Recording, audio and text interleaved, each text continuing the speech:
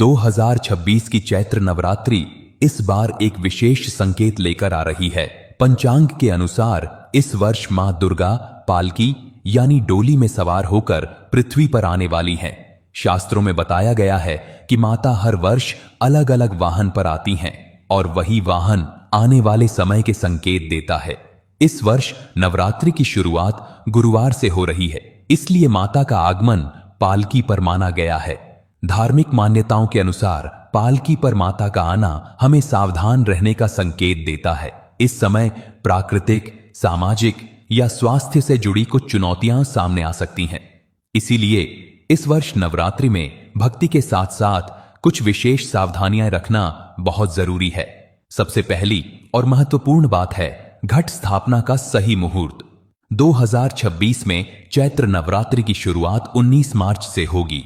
इस दिन घट स्थापना का शुभ मुहूर्त सुबह 6:52 से 7:43 तक रहेगा। यदि इस समय पर कलश स्थापना संभव न हो तो अभिजीत मुहूर्त भी अत्यंत शुभ माना जाता है, जो दोपहर 12:05 से 12:53 तक रहेगा। इन शुभ समय में कलश स्थापना और मां दुर्गा का आवाहन करना अत्यंत शुभ माना जाता है, क्योंकि सही मुहूर्त में की गई घट स्थापना से घर में सकारात्मक ऊर्जा आती है और माता की कृपा बनी रहती है। दूसरी महत्वपूर्ण बात है घर में कलह और विवाद से बचना।